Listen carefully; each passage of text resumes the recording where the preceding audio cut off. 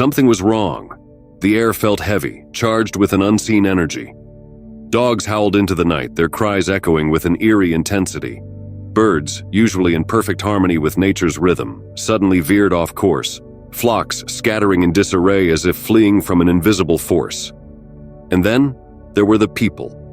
Many reported an inexplicable sense of unease, a gnawing anxiety they couldn't explain. Some felt waves of nausea, others suffered from sudden dizziness, as though something deep beneath the earth was shifting, preparing to unleash its fury. And then it struck. A devastating earthquake, its epicenter rocking the lands of Myanmar and Thailand, leaving destruction in its wake. But what if the warning signs had been there all along? Were these mysterious signals a message from nature, or something even more enigmatic? A world out of balance. In the days leading up to the earthquake, domestic animals displayed inexplicably erratic behavior. Cats, known for their independent nature, refused to stay indoors, yowling and pacing in distress. Dogs that were usually calm barked ceaselessly, whimpering at unseen forces. Farmers reported that livestock, cows, goats, and even poultry, became restless, moving in nervous, unpredictable patterns. It was as if they could sense an unseen tremor, a silent vibration that eluded human perception. But animals weren't the only ones reacting. In towns and villages across the region, people began reporting a strange uneasiness. Some awoke from restless sleep with a feeling of impending doom. Others, typically rational and composed, found themselves overwhelmed with inexplicable anxiety. Dizziness, nausea, and an unusual pressure in the head were experienced by individuals who had never encountered such symptoms before. Were these mere coincidences, or was the earth itself whispering its warning? The sky's ominous signs. Nature sent more signals, this time from the sky. Birds, sensitive to the subtlest changes in the environment, began to act erratically. Flocks that normally migrated in tight formations scattered in chaos, their movements frantic, as if trying to escape an unseen predator. Some birds flew at dangerously low altitudes, crashing into buildings and vehicles, while others abandoned their usual nesting grounds entirely.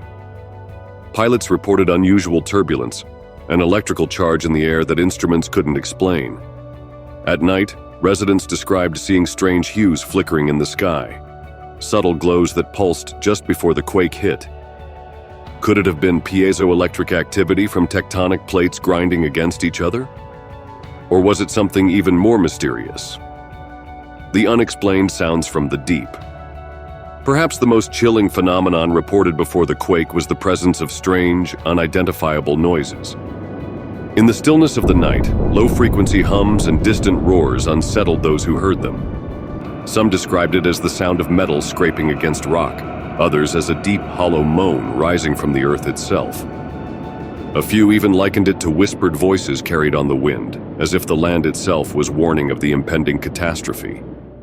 Seismologists often dismiss these reports as folklore, yet time and time again, such phenomena precede major earthquakes. Could these sounds be the Earth's cry of warning, its final attempt to alert the living before the disaster struck? A warning from the unknown?